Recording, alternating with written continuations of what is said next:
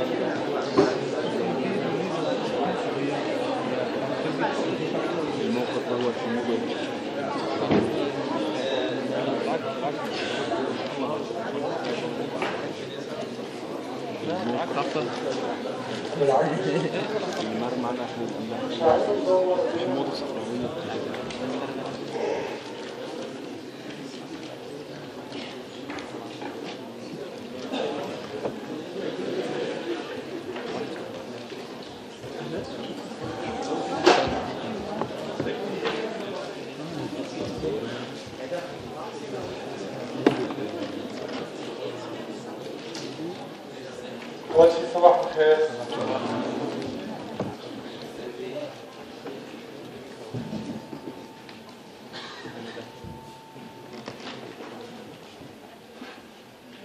غيرنا الأستاذ اليوم. لا يا ريت أنت تقعد. ولا شيء في أسئلة رح تطلع بدنا نجاوب عليها.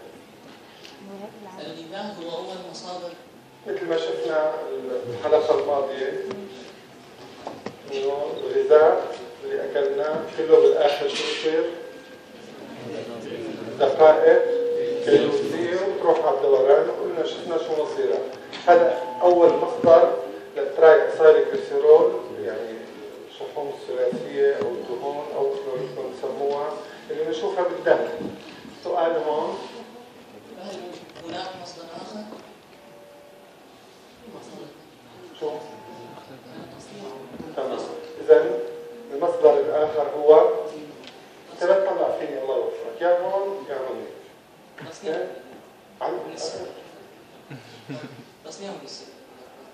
تصنيعه وهذا ما يسمى تخليط الشحميات أو اللايبوجينيسيس. معناتها شو تعريف اللايبوجينيسيس أو تخليط الشحميات؟ هو تصنيع ثلاثي بالجليسيرول ومواد أخرى داخل الجسم. ما ضروري، هو بس لهي النقطة هو تصنيع ثلاثي أسيل. طيب نحن عم نقول ثلاثي أسيل الجليسيرول، يعني مكون من جليسيرول وثلاث حموض دسمة مربوطين برابطة اسمها السيربين. هذا هو شكله وهذا هو تعريفه. التخليط الحيوي لتراي أسايل جليسيرول. إذا شو بنحتاج حتى نخلق تراي أسايل جليسيرول؟ نحتاج مواد أولية. من هون لا تخترع من المخكر. من المعلومات اللي عندنا هلا شو بدي؟ جليسيرول ثلاث شو؟ وثلاث حموض دهنية. اوكي؟ طيب اذا بدي ثلاث حموض وجليسيرول، طيب معناتها شو الخطوات المراحل؟ ستيبس. اول شيء شو بعمل؟ شو هي؟ اذا شو هن من المراحل؟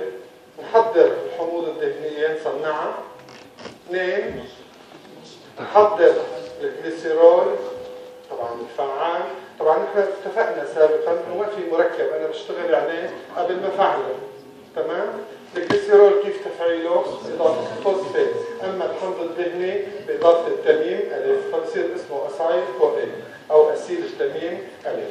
هاي الخطوتين. في خطوه ثالثه نشبكهم مع بعض. عم بخترع شيء انا؟ اذا عندنا الخطوات الحمض الدهني، توفير الجليسيرول والنشا والجليسيرول 3 فوسفات وتخليط ثلاثي أسيل بالعربي. طيب أين تحدث؟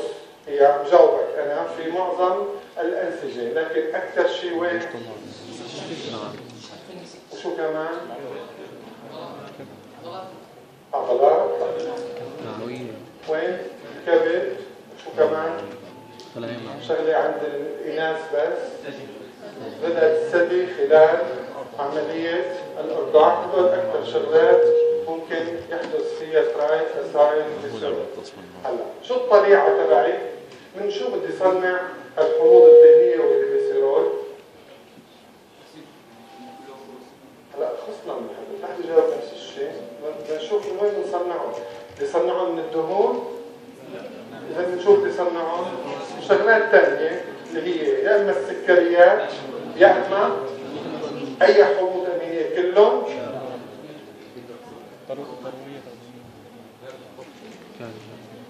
أي حموض أمينية كلهم. هي تبع القرن الماضي. نحن صنفنا وقتها وأنتم صنفتوا مع أساتذتكم الكرام الحموض الأمينية استقلاليا إلى حموض مولدة للكيتون وحموض مولدة للسكر، وفي شيء مختلط هيك وهيك. أي منهم نقدر صنع منه أنا دهون؟ كلياتهم، لأنه كلياتهم المولد للكيتون بيعطيني أسيتايل كوئي وبيدخل بالدهون، وحتى المولد للجلوكوز. أنا هلا عم أقول أنا بصنع تراي أسايل جليسيرول من السكريات. تمام؟ فإذا الطلائع تبعي أو البريكورسر تبعي هن السكريات والحموض الأمينية مولدة للكيتون بشكل رئيسي، بس كمان الثانية موجودة بس عن طريق شو؟ إذا بتتحول للسكريات. بس رح تشوفوا هلا بعد شوي إنه أنا إمتى بعمل هي العملية؟ يعني بعد الأكل، بعد الوجبة. بعد الوجبة رح يكون في، يعني قلت أنا الحموض الأمينية المولدة للجلوكوز. هاي الحموض الأمينية إمتى بتتحول لجلوكوز؟ بعملية اسمها استخدام جلوكوز. هل تحدث بعد الطعام؟ ليش ما نذكر هون؟ لأنه بالوقت اللي عم نحكي عنه هذا اللايبوجينيسيس وبعد الطعام ما في عندي جلوكوز، وبالتالي الطلائع تبعي النظرية هي سكريات وكل الحموض الأمينية، العملية هي فقط الحموض الأمينية المولدة للكيتون مع السكريات. ليش بعمل هالحكي أنا؟ شو الهدف؟ شو الوظيفة؟ لشو؟ لبيعه؟ إذا الهدف قولوا دايركت مباشر خزن بس هيك. طب هاي إذا بالنسيج الشحمي يخزن طاقة بس هيك تخليق شحميات الحليب بس هيك أنا ببني حموض شحميات الأنسجة والبناء تبعي والأغشية الخلوية وغيرها كلهم هدول بدهم. الهدف إذا الرئيسي تخزين الفائض من سكريات الغذاء على شكل تراي سايكليسيرول لاستخدامه كمصدر للطاقة خلال الصيام. تخليق ظهور الحليب تخليق. طيب السؤال طالما انا فيني خزن الجلوكوز على شكل جليكوجين ليش لا ادفع كل هالمصاري الطاقه بالخليه بالجسم وحولها لتراي اسايد جليسيرول؟ انا ممكن احطها على شكل جلوكوز. تفضل. نعم ليش؟ إذا لأن الشحوم غير ذوابة في الماء فهي تستطيع تخزين كم أكبر من الطاقة في حجم. لو نفس الطاقة اللي موجودة بكروشكم هلا وتحت جلدكم خزنتوها على شكل جليكوجين كان كل واحد منكم محتاج ل10 يشيلوا له الكبد تبعه قدام الجليكوجين ولا شيء 15 واحد ليقدروا يمشوه شيء نص متر لأنه كان يحتاج 3-4 براميل مي ليكونوا بجسمه. فلذلك مع تطور الكائنات الحية صار هذا الاتجاه بالخزن. تمام؟ خلصت؟ تمام؟ نقي حدا غيرك؟ أنا اليوم مش رح أحكي. يلا نقي حدا. وينها؟ وينها؟ تعال.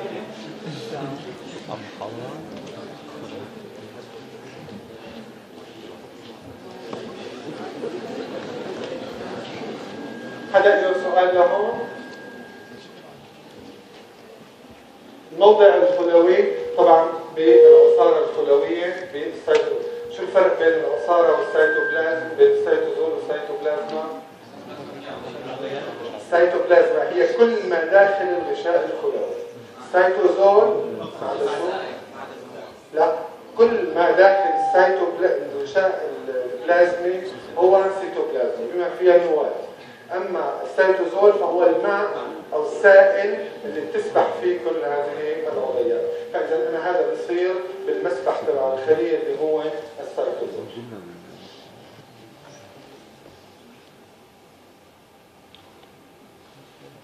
سمعانين بأسيتيل التميم ألف ما هيك؟ من اللي بيجيني؟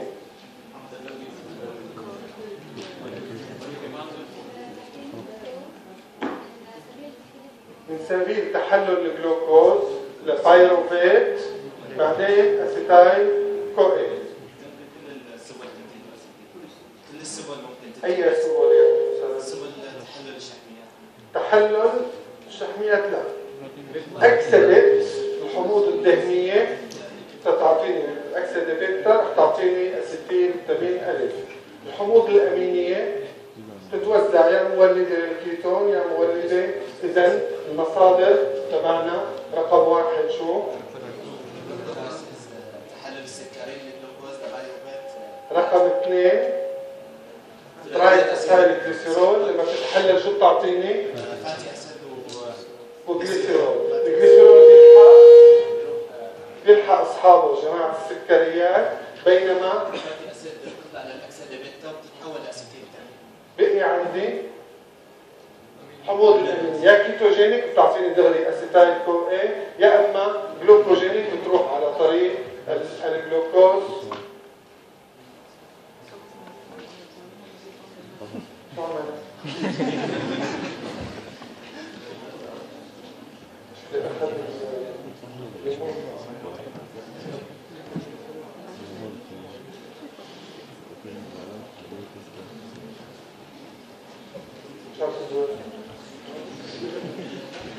ما عجبتك الإدارة ما عجبتك الإدارة سجلوها.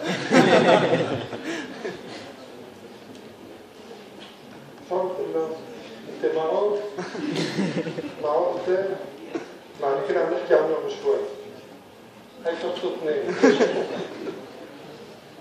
مين برشلوني بالمناسبة؟ فعوا ديك وقفوا شوي بالله.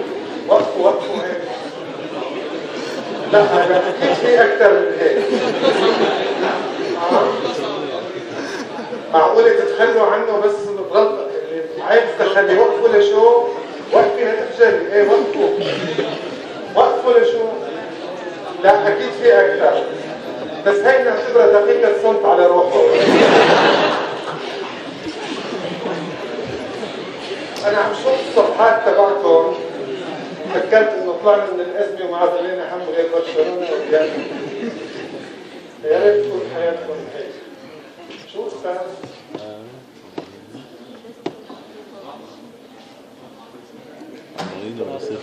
مدرب الفريق السوري لسه ما عرفت طبعا. تسع اجزاء جايكم من امريكا. حق 60 مليون يورو.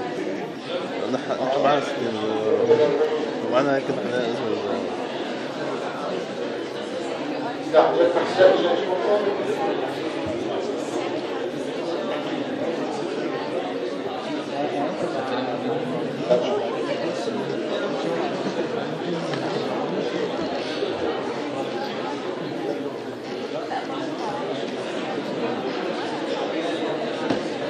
أنا ولا أطيق واحد منهم، لأنه للأسف أنتم ما بتحبوا غير اللي بيضحك على عقولكم. أنتم جماعة العالم الثالث ما بتحبوا غير اللي بيضحك على عقولكم. إن شاء الله بتفكركم مصدقين إنه اللعب تبع ريال ولا برشلونة هو اللي بيحدد الفائز. والله اللي فهمان هيك اسمحوا لي لكم لا عنده مخ ولا عقل ولا تفكير ولا شيء، لأنه اللي بيحدد هذا الأمر هو مكاتب المراهنات فقط، وهي اللي بتقرر مين بده يفوز ومين بده ياخذ شقفة من أراضينا ومن عقولنا. تفضل. طيب خلصنا. بدكم نكمل عن ريال خلص مطلوب الفصل 29 و 30 و 30 كل ما ريال. طيب هلا ليش عم نركز على الاسيتيل كو اي؟ لانه يعني اذا طلعتوا هيك شي مره بالطياره وطلعتوا على شي مدينه، اي مدينه في العالم مبنيه بشكل صح، بتلاقي فيها عقده مواصلات، في نقطه بيلتقوا فيها جميع الطرق، ساحه او الى اخره. هي اسيتيل التميم هو نقطه التقاء بالاستقلال بين كثير مثل ما شايفين. في شيء غير هدول نحن بنستقلبهم، سكريات، شحميات، بروتينات، لون بيروحوا على اسيتيل. نفس الحكايه رح نشوف المصائر تبع اسيتيل التميم. شو اول مصير واهم مصير له؟ حلقه كريبس لانتاج الطاقه. لا ما بدي حمض ليمون، انا بدي الانتاج الطاقه. ثاني مصير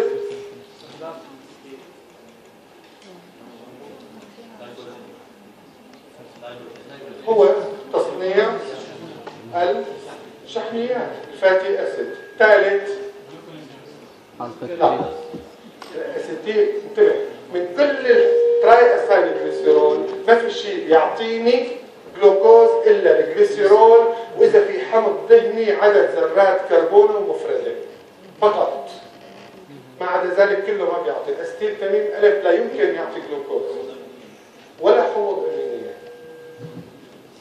غيره. انتوا دارسين فيزيولوجيا ما هيك؟ اسيتيل كولين شو قلتي؟ اجسام كيتونيه. الكيتون باريز او الاجسام الكيتونيه غيره. المركب اللي بيخوف كل البشر بس يكبروا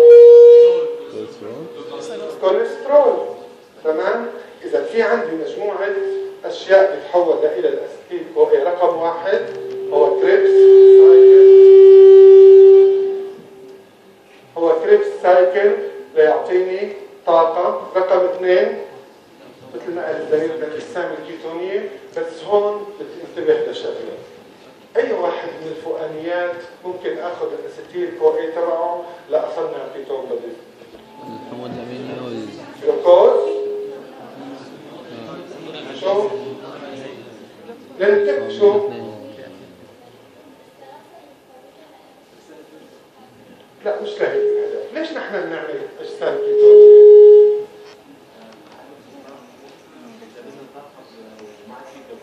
إذا أنا بعمل الأجسام الكيتونية، انتبه على شغلة، إنه جسمنا كل ما هدول اللي بيعطوني طاقة كلياتهم بدهم شغلتين ليقدروا يعطوني طاقة: ميتوكوندريا، متقدرات، وأكسجين، ما عدا الجلوكوز. الجلوكوز هو الوحيد بالجسم يلي بيقدر يعطيني طاقة بدون متقدرات وبدون أكسجين بتحلل السكر اللاهوائي اللي أخذته اللاكتيت. تمام؟ ليش هالحكي؟ انتم بجسمكم في خلايا ما فيها متقدرات، مثل شو؟ بس خلايا حمر، لا دماغ، لا شبكية، شبكية العين، لب الكلية. مين قال عضلات؟ أعوذ بالله. عضلات بدون متقدرات كارثة. في كثير شغلات يا ريت تدوروا عليهم وتجمعوهم، هي وحدة. وبالتالي هدول مصدر طاقتهم الوحيد شو؟ الجلوكوز بس. هي شغلة. اثنين، عندي منطقة الدماغ لا يمكن للحمض الدهني أن يصل إلى الدماغ. ليش؟ ليش ما بيمرق؟ مش لأنه هو كبير، لأنه مرتبط بالناقل الألبومين، والألبومين حجمه كبير فما بيمر. مش لأنه لحاله كبير، مشان ننتبه نفهم. وبالتالي أيضا مصدر طاقة الجلوكوز شو هي؟ عفوا الدماغ شو هي؟ هي الجلوكوز دائما. فإذا أنا عندي أنسجة لا يمكن أن تحيا دون جلوكوز. طيب لما بصوم وقت طويل الجلوكوز تبع الأكل خلص، الجليكوجين خلص، شو بيضل؟ طيب هدول ما بيقدروا يعيشوا على الشحم. نبلش نعمل لهم الجلوكوز، بس الكبد بده يعمل جلوكوز وقت على حساب شو؟ على حساب شو؟ الحموض الأميني، ما الشحميات. أحلى شحميات. الحموض الأميني يعني بعد شوي عضلات شو بصير فيها؟ راحت بما فيها إذا بدك، بما فيها إذا اضطر الواحد استنفشن أخذ فترة طويلة. طب شو يعني اشرح القميص؟ بما فيها عضلات القلب، بما فيها عضلة القلب إذا طول أنا باخذ الحموض الأمينية، وبالتالي أنا أمام حالة خطر. طبعا مين اللي بينظم هالحكاية؟ الكبد. بيقول لهم لجماعة الأنسجة: يا جماعة أنا رح صنع جلوكوز، بس إذا ضلينا بهالطريقة وكلكم تاخذوا جلوكوز كلنا رح ننتهي. فخلونا نترك الجلوكوز لمين؟ للدماغ ولهالخلايا اللي ما فيها متقدرات. طبعا بيرد واحد من جماعة العضلات بالتليفون بالموبايل بالفيسبوك، أو بيكون برشلوني مزعوج مثلا، يقول له أخي شو يعني واحد بيترك حباية حلوة وظريفة مثل الجلوكوز وبروح على الدهون، كل العالم بتكره الدهون. فبهيك لحظة بس الكبد بيضحك عليهم بشغلة، إنه بياخذ هالدهون وبيقطعها أربعات. فإذا أخذنا كان حمض دهني 16 كربونة، شو بصير؟ 4. هلا الخلايا كانت بالأول، بالاحتمال الأول تبعنا في خلية حواليها 6 حبات جلوكوز و6 حبات فاتي أسيد. مين له حظ يفوت أكثر على الخلية؟ جلوكوز. لما حولتها ال6 ل 24 شو صار؟ صار تركيزه أعلى وصار احتمال يدخل. فهذه الخلايا كلها تستخدم الأجسام الكيتونية لتوفير الجلوكوز للدماغ وهدول الأنسجة. وبالتالي لا يمكن على الإطلاق أنه يكون مصدر الأسيتايل CoA لتصنيع الأجسام الكيتونية هو الجلوكوز. واضحة الفكرة؟ تمام؟ نعم؟ طيب مثل ما شفتوا الكوليسترول، ومدام الكوليسترول يعني كل الهرمونات الستيرويدية والفيتامين د والحموض الدهنية، أيضا بالأسيتايليشن رقم 1 يعني إضافة الأسيتيل، أسيتيل كولين وبعض مواد السميات، والآخر هو تخليق الحموض الدهنية. نرجع نسأل نفس السؤال: إذا بدي خلق حموض دهنية أنا وخزنها، من وين بيكون جاي الأسيتيل CoA؟ حكما من أكيد من الفاتي أسيد. تمام؟ لأنه للأسف هذه المفاهيم إذا ما فهمناها بالكتب مش رح تفهمنا إياها.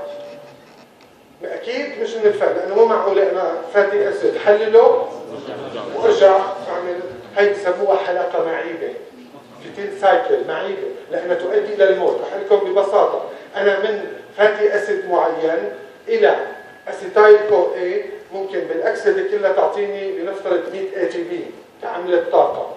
تصنيعه نفسه اعاده تصنيعه بده على الاقل 120. طيب شو بكون عم بعمل؟ شوي الطاقه تبعي وبالتالي رايح في اتجاه النهايه. فهذا الامر لا يمكن ان يحدث، لذلك ستجد قلنا من شوي تصنيع الحموض الدهنيه وين بصير؟ السيتوزول. اما الاكسده فجوات المتقدرات ممكن يصيروا بمحل واحد. اذا صاروا بمحل واحد راح ادخل بهالحلقه اللعيبه. واضح؟ هلا اجى دورك.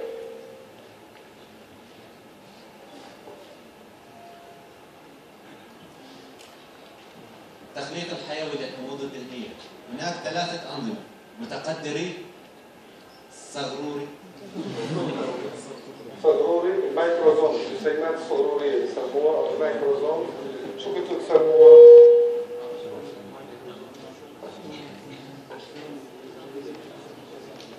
شو بدنا نسميها؟ بدكم تسموها الى اسم ثاني عندكم؟ مايكروزوم. اذا الى اسم دوروا عليها. وبالعصاره الخلويه مثل ما حكينا. فبلا هلا لبين ما قال بده وقت ليبرد بعدين نسخنه. مثل شغله ما رح اقول لك اياها. شو هي وحده البناء بعد الحمض الدهني؟ شو يعني وحده البناء؟ يعني الشغلات اللي بنضيفها مع بعض. هذاك اسمه طلائع. الجلوكوز هو الطليعه. وحده البناء يعني الشغلات اللي بنحطها، البلوكات اللي بنحطها جنب بعضها لتعمل لي هيك. شو هو؟ صرنا ساعه بنحكي عليه يا جماعه. اسيتيل كوين، اسيتيل تميم الف. لهيك اذا متذكرين اخذتوا الحموض الدهنيه، هلا بتشغلوا، وقت اخذتوا الحموض الدهنيه قالوا لكم انه معظم الحموض الدهنيه اللي بجسمنا هي حموض ذات عدد ذرات كربون زوجي. ليش؟ لانه انا استخدمنا 2 واضح؟ فتنتين 4 6 8 10 هذا بالتالي رح يوصلني حكما بالنهايه لعدد زوجي. مش هيك الحال. فاذا وحده التميم اسيتيل التميم الف القادمه من مين؟ زمان حتردوا جلوكوز والحموض الامينيه باشكالها الاثنين، لكن حكما ليس من الحمض الدهني ولا من ضل شغله. قلنا الامينو اسيد وقلنا السكر، بس قلنا لا يمكن تكون من الفاتي اسيد ولا من يلا نشوف وين جماعة الرجال. نشوف وقفوا نشوف.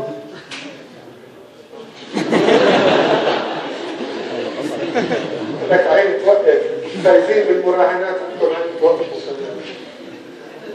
ايه نحكي عن مركبات شباب. باللي حكينا لا تطلعوا لي عنه.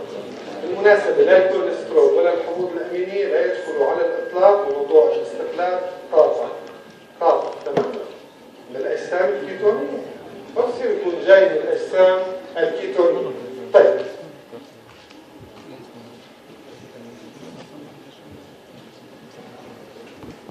وحدة البناء الأسيتات الفعالة القادمة من السكريات الحموض الأمينية.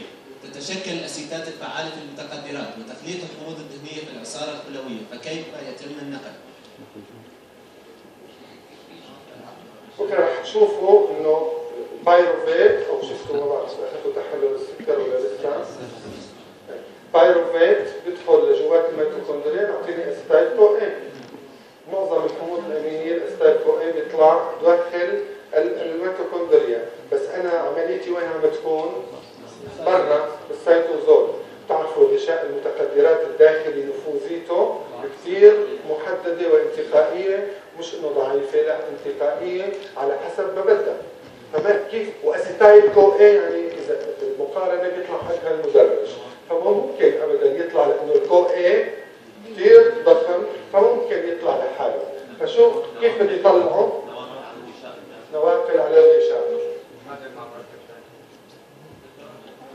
ما عم اقول لك اسيتيل كو كو اي لا يمكن ينتقل على الاطلاق. فيتامين بي 1 ما فيني فكوه، بس فكوه دغري يستلموه غيري.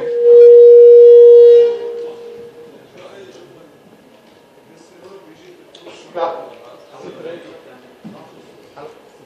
طيب لاحظوا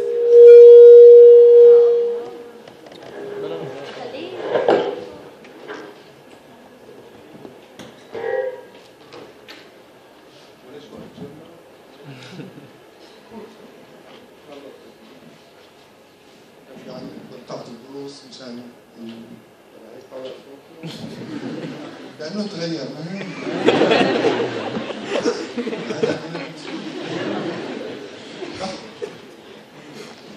كان بيعلمكم كيف تقروا الدروس لحالكم، لأنه هي آخر يوم حاليا إلي رح يجوا الدكاترة ورح أرجع لعندكم بعد 22/5 كمل الشحنيات. بكره او خلال الاسبوع القادم رح انزل لكم فيديو عن المجموعه عن المولكيولار بيولوجي، فيديو بالعربي كامل مشان اللي ما فهم هون يفهم هونيك. شو في شغلات مساعدات كمان بنزلكم اياها. فكنت عم حاول اعلمكم كيف تتعلموا، بس هون هذا الصوت انا حاسس انه مو انا.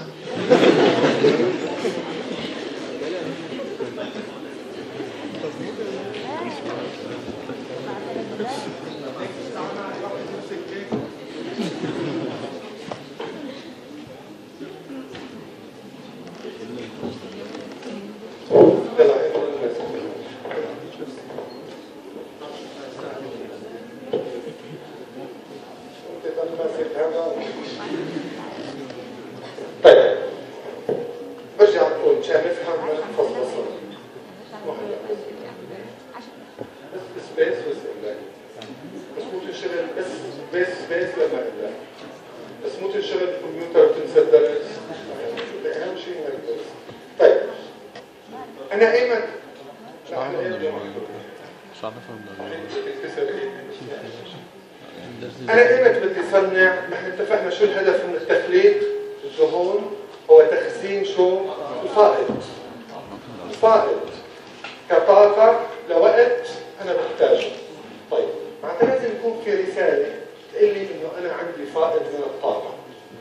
مين اللاعب الرئيسي بإنتاج الطاقة بالخلية؟ الميتوكوندريا عبر سبيل كريبس سايكل. تمام؟ كريبس وبعدين فسفتين أكسدة. طيب معناتها لازم يصير شيء جوا الخلية يوقف كريبس. هي الرسالة اللي بتقول للخلية إنه يا جماعة نحن عنا فائض مشان نحوله إلى طاقة شحنيات، مش هيك الحكاية؟ هي اللي بصير إنه مثل ما شايفين دورة كريبس هي قدامنا طبعا بشكل مختصر، ما كلها جانب منها. انتم زي اخذتوها دورة كريبس؟ وانا عند حلم الحياة والخلية اخذتوها.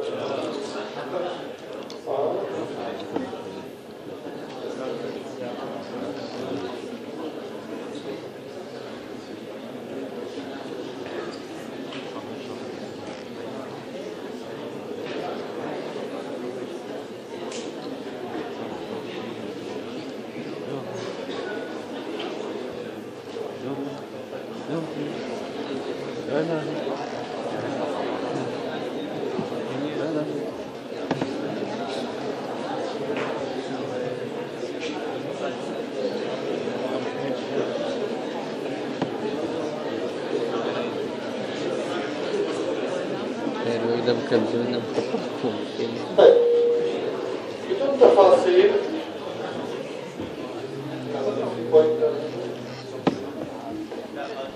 تفاصيل طلعوا على المركب الاول التفاعل اللي فوق، هو تفاعل شو؟ اسيتيل مع اوكزالو اسيتيل. شو بيعطيني؟ سترات، ما هيك؟ طيب كملوا شوي تحت بالتفاعلات، بتكمل التفاعلات هي تفاعل نزع هيدروجين، شوي شوي عم يدخل ناد ويطلع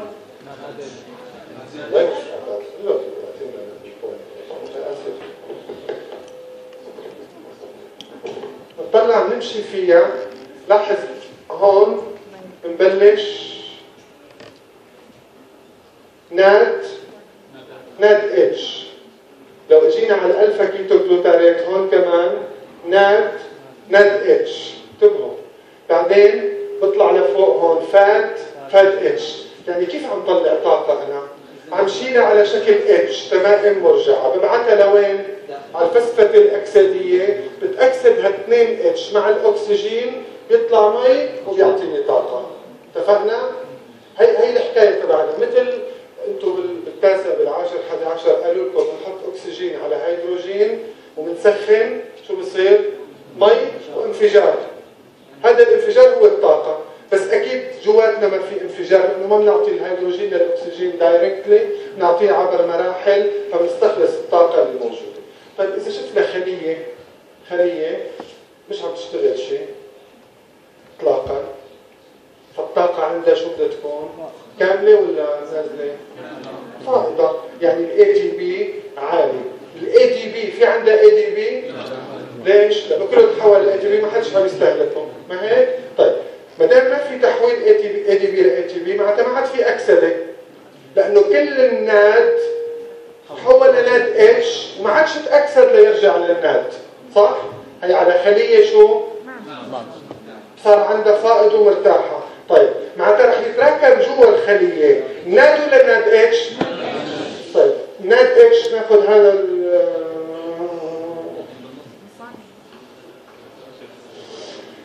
هذا اي تفاعل بدكم، يعني نفترض هذا. طب هذا A زائد B بيعطيني C زائد D. لما هذا متراكم بيمشي التفاعل؟ لأنه ما عندي هذا أصلا. طيب كل هدول معناتها ما عادش شو يمشوا. مين رح يتراكم عندي؟ السترات. يتراكم في المتقدرات وهو اللي بيطلع. هلا بنرجع للثانية. شايف واحد شناش؟ لا إله إلا الله. الله يخلي الواحد يآمن غصبا عنه. شو ليش عم بقول؟ هذا الستريت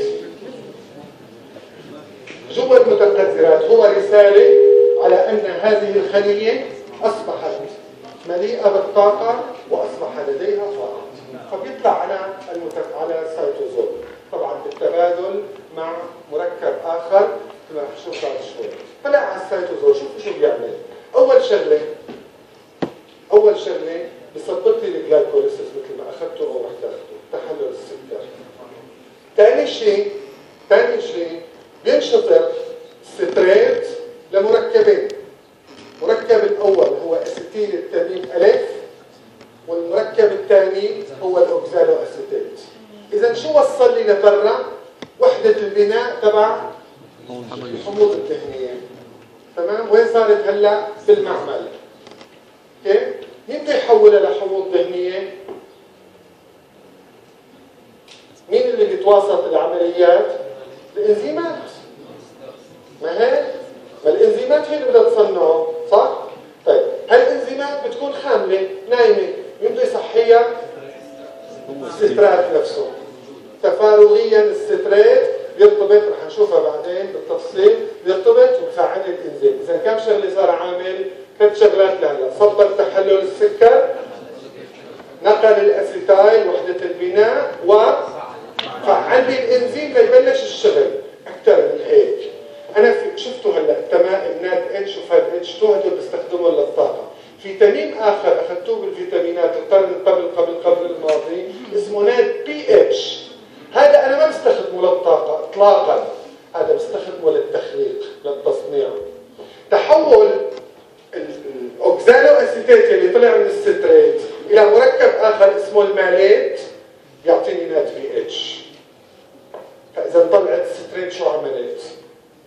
نقلت لي التميم، حرضت لي الانزيم، واعطتني الناد بي اتش يلي التميم يلي انا بدي اياه يشتغل، وتبدا عمليه تنشيط ما مبين، وتبدا عمليه تنشيط اللي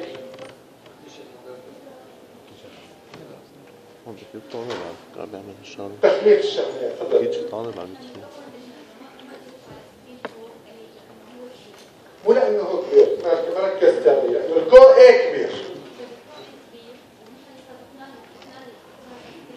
صار ستريت راحت الكو اي. انتبهتي على الكو اتش راحت مشان تجيب واحد ثاني. هدول التمائم عزيزتي دائما تعلمي انه هدول مثل الميكرو اللي عم يلف بدوار. تطلعي انت راكبه بيوقف بعد شوي شو بصير؟ تنزلي منه بس بيضل هو لحاله، وانت راكبه فيه صار اسمه المترو مع الراكب، بس تنزلي رجع صار مترو فاضي ومقعد فاضي. هدول نفس الشيء. لذلك الفيتامينات والتمائم نحن نحتاجهم بكميات قليله جدا لانه شغلتهم دواره وتنعاد. مثل ما شايفين قدامنا هي الدوره اللي عم نحكي عنها، لما بيتصنع الستريت جوات المتقدرات بيطلع لبرا طبعا بالتبادل مع البايروفيت. طلع لبرا بالستريت لايز بسموها، استخدم اللي شو اعطاني اول شيء؟ استيل التميم الف، تحول لشو؟ اوكزالو اسيتيت. ناد اتش ناد صار شو؟ ماليت. ماليت بهذا الانزيم اللي اسمه ماليك انزيم شو بيتحول؟ شو اعطاني؟ ناد بي اتش. بايروفيت شو بصير؟ بيرجع لجوا. هذا الناقل واحد هو نفسه اللي بينقل الستريت بالتبادل مع مين؟ بايروفيت. بيرجع البايروفيت لشو بيتحول؟ اوكزالو اسيتيت، وبياخذ اسيتيل ستريت وهكذا. لو طلعنا على هالدوره كلها رح تلاقي النت الصافي تبعي هو خروج اسيتيل التميم الف وتكوين البي اتش، والباقي كله بيرجع مثل ما كان. واضح الحكايه؟ بهيك طريقه شو وصلت انا اسيتيل التميم الف الاسيتات الفعاله الى مكان التصنيع، واعطيتها شويه صغيره مش كله لانه هلا بنشوف منين بيجي الباقي، وحرضت الانزيم يلي بيصنع الفاتي اسيد. هلا اصبحت الاسيتيز متوافره وموجوده. شو بدنا هلا؟ شو بدنا؟ لا لسه ما صنعنا الحموض الدهنيه. شو بدنا؟ ناد بي اتش صارت موجوده. شو بقي؟ الانزيمات. اعطيني اياهم. شو بدنا؟ انزيمات وتمائم. شو من الانزيمات؟ هن اثنين. واحد الاولاني اسيتايل كو اي كاربوكسيليز واللي راح نركز عليه، والثاني فاتي اسيد سينثيز او معقد تخليق الحموض الدهنيه متعدد الفيتامينات. هذا مثال على تطور الايوكاريوت مثل ما رح نشوف بعد شوي. ناخذ اول انزيم زلتريت الاسيتايل كو اي كاربوكسيليز. شو التميم تبعه؟ من زمان لا وين بتشوف كاربوكسيليز التميم تبعه؟ البيوتين. برافو. البيوتين هو التميم بدون دخول بالتفاصيل. الاسيتايل كو اي يتحول الى شيء اسمه مالونيل كو اي. شو بيختلف عن الثاني؟ فقط باضافه الكربوكسيل سي او اتش صار عندي حمض من 3 كربونات. الاسيتيل من كم كربونه؟ من 2. هي اول خطوه باني ادخل بتصنيع الفاتي اسيد. هلا حط ببالك بكل سبيل استقلابي في شيء اسمه الكي انزيم او الانزيم المفتاحي او الريت ليميتنج انزيم او الانزيم المحدد لسرعه او معدل التفاعل. هذا شو وظيفته؟ اذا تنشط كل ما بعده بيتنشط، اذا تثبط بكل باثوي رح تلاقي فيه هيك كم واحد، اذا مو واحد، اذا مو اكثر من واحد فعلى الاقل واحد. بكل العمليه اللي رح نحكيها اليوم كل تخليط الحموض الدهنيه، الريت ليميتنج انزيم هو اسيتايل كو اي كاربوكسيل. شو صار؟ لا خلينا بالحكم. هو الاسيتايل كو اي كاربوكسيليز، ما ننساه. هلا في كثير خطوات رح نحكيها بعدين. اذا هذا اشتغل نشط، الباقي الحياديين بتبعت لي بشتغل، ما بتبعت لي انا قاعد مستني. هذا الوحيد اللي بيتنشط مثل ما حكينا بالستريت، وراح نشوف ايضا بالهرمونات بعد شوي كيف بيتنشط. واضح؟ طيب هلا بعد الانزيم الثاني هو الفاتي اسيد. شايفين ما اضخمه؟ طبعا ما مطلوب منك تحفظ بنيته ولا اشياء، شويه شغلات رح نقولها ولا تفاصيل التفاعلات، بس بدنا نفهم العمليه ككل. كلكم شفتوا يا بالتلفزيون يا اما في بعض منكم كان ناضل مكافح اشتغل ايام حياته، او راح يشتري خضره من سوق الخضره بايام البطيخ. ما هيك؟ لما بتجي سياره بطيخ كيف بينزلوها؟ كل واحد بزت للثاني، قوموا وقفوا هون هذا الصف كله. انتوا كلكم ريال؟ كلكم ريال هون؟ انت شو؟ حيادي عود. استاهل لك انت حيادي؟ برشلوني؟ خليك واقف. انت شو ريالي؟ خليك واقف. دافع. طيب اذا عندي بس اماني لا تكسروا ايه؟ في غيره. اعطونا ورقه.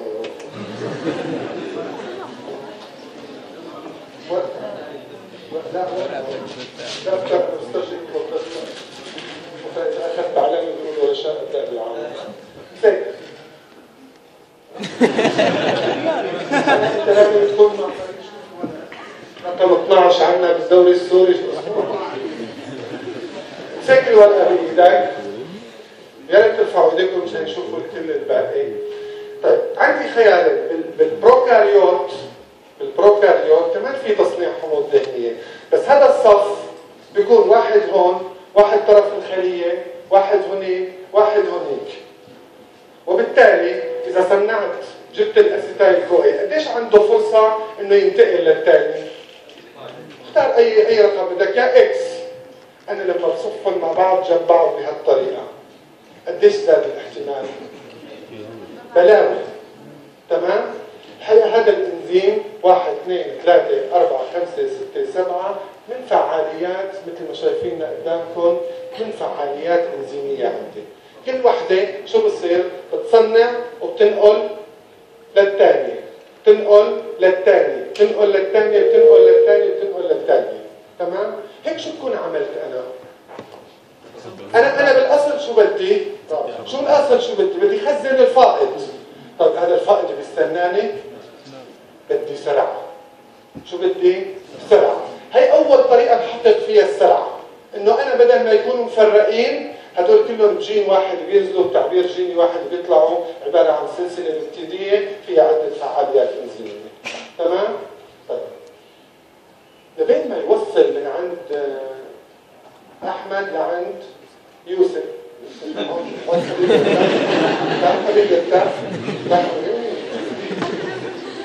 لبين نوصل لعند يوسف قديش بده وقت؟ تعال نحط صف ثاني نقابله نفس الشيء ويواجهوا بعضهم، بس نقلبهم بالمقلوب. تمام؟ بحيث يصيروا يشتغلوا هيك وبالوقت الثاني كمان هيك. يعني بنفس اللحظة أنا شو بكون عم طلع؟ بدل واحد عم طلع 2. هيك شو عملت؟ ضاعفت. أنا لهلا عم نحكي عن إنزيم واحد، فكيف على مئات الإنزيمات؟ انتبهتوا على الفكرة؟ هي شغلتين. الشغلة الثالثة هلا بس أخذ أول واحد وعطى للي مقابله، شو صار؟ فاضي، ما بيقدر دغري يمسك واحد ثاني. مثل اللي بصير بالبطيخ، يعني بس الواحد يبعث للثاني ضل واقف هيك ليوصل للاخراني دغري بتلاقي زت بياخذ الثاني. شو بكون عملت انا بنفس الوقت؟ كمان شغلت كل هالانزيمات بوقت واحد. وبالتالي اذا بلشت الساعه 9 وبدي تصنيع واحد حمض دهني واحد، اذا كان بده دقيقه، بعد دقيقه قديش بتطلع؟ واحد. بس بعد دقيقتين صاروا 4. 2 من هون و2 من هون. هي إذا عندي إنزيم واحد. إذا 100 إنزيم 1000 شوف بالتضاعف. بهيك طريقة شو تكون عملت؟ حققت أقصى سرعة بقدر وصلها لصنع الحموض الدهنية بشكل كامل. تمام؟ هلا رح نشوف بعد شوي كمان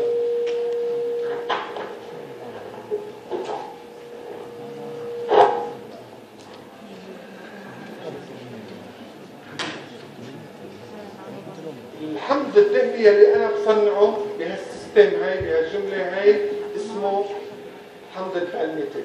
كم كربونه؟ 4 16 ذرة كربون.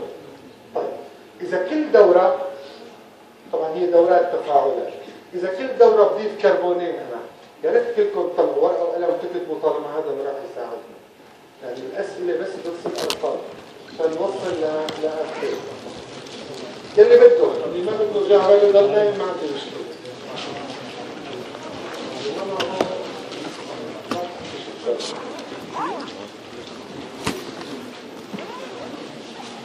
مع كل دورة أنا بضيف ذرتين كربون. كم دورة بدي لصنع البالميتك؟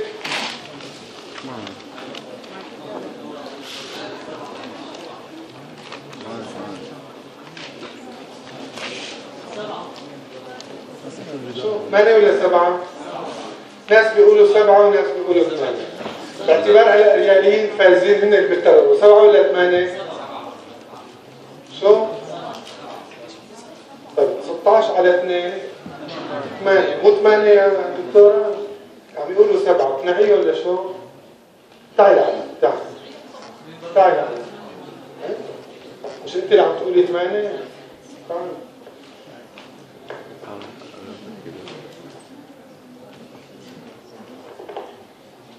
أول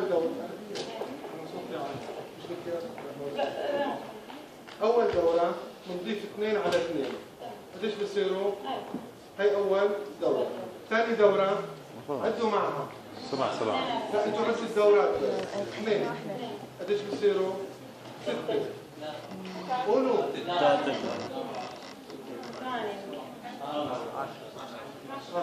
5 6 إذا كم دورة عندي؟ 7. هي 1 2. أنا مع كل دورة بدي 2 نت بي اتش. قديش بدي؟ 2 نت بي اتش. قديش بدي بالكل؟ سجلوها. نت بي اتش لما باخذ الهيدروجينات تبعه شو بيتحول؟ لنات بي. ما هيك؟ إذا بيدخل 14 نات بي اتش وبيطلع 14 نات بي. ما هيك؟ طيب هلا مثل ما رح نشوف بالرسمه اذا اعطوني اياها، مع كل دوره بيطلع عندي 1 CO2 وواحد مي. شو؟ معناتها قديش بيطلع عندي بالاخر مي؟ 7 ولا 8؟ 7. وقديش بيطلع عندي CO2؟ 7. هذا اللي قدامنا التفاعل. مش مطلوب منكم برجع بقول تفاصيل التفاعل بس لتتعرفوا عليها. هذا اللي حكينا عنه الكو اتش. طبعا اول وحده فقط باخذها من اسيتيل التميم الف وبعدين مالونيل التميم الف، مثل ما بدخل بالتفاصيل. والتصنيع عندي هو البالميتيك اسيد. باخذ اول تفاعل بقرنهم مع بعضهم بيطلع عندي شو؟ CO2 بيطلع برا وبطلب وبوصل تنتين صار في عندي 4 ذرات كربون. بنزع هاي بضيف النات بي اتش مشان نروح شو؟ هالCO بيطلع CHOH. ضيف بشيل مي OHH شو بصير عندي؟ رابطة مضاعفة. أنا بدي إياها رابطة مضاعفة، مانو البالميتيك مانو مضاعف. بضيف نات بي اتش راحت الرابطة المضاعفة. وبالتالي أنا مع كل دورة ضفت ذرتين كربون. 7 دورات. كم مالونيل بحتاج؟ مالونيل مع كل دورة بس بالباقي بالكل 6. كم مالونيل؟ 7. كم أسيتيل؟ 1. 1 أسيتيل. يعني عدوا الكربونات. 1 أسيتيل أعطاني 2 كربونات والباقي كل مرة بيعطيني 2. قديش بدي؟ 7 في 2 14 و2 16. ف7 مالونيل و1 أسيتيل أعطاني البالميتيك أسيد. كل مرة عم يطلع عنا CO2 صح؟ وكل مرة عم يطلع معنا 1 مي. وكل مرة عم نحط 2 نات بي اتش. هلا اكتبوا لي بقى معادلة الإجمالية للتفاعل على الورقة عندكم. شو بصير؟ شو بنجمع على شو؟ أسيتيل قديش؟ ومالونيل قديش؟ ونات بي اتش قديش، وشو بيطلع معي بالاخر؟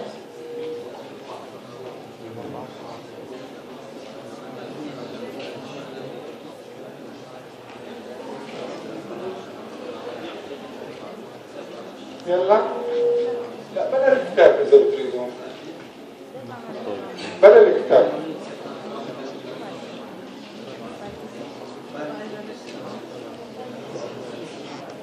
الناتج هو 1 بالميتيك اسيد زائد شو؟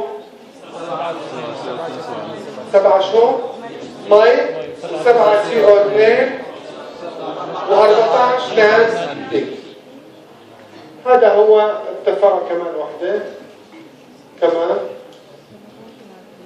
لاحظ هي المواد الداخله بالتفاعل 1 اسيتيل 7 مالونين 14 نات في اتش، طلع عندها بالميتيك وسي او 2 ومي ونات في اتش. وين الغلط؟ غلط مو هيك؟ شو؟ لأنه موجودة مو غلط. لا ما تكون كتير واسع، كلنا نغلط. غلط ولا صح؟ غلط. غلط، ما هيك يحيى؟ تعال شو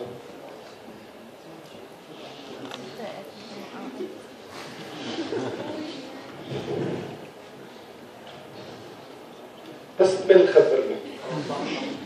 مليت؟ شو لازم نعمل هلا؟ انت اذا مليت شو لازم تعمل؟ ما مليت خلينا قد ما بدك، بس تمل خبرني. قلب لي بالسلايدات انت بنمل هو. منين بنجيب النات بي اتش؟ هذا خلق مصدرين. طيب قول HMB كريبس كريبس؟ لا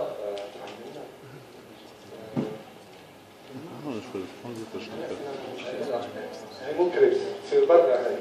هي الانزيم يلي بيحول المالات الى بايروفيت اسمه مالك انزيم.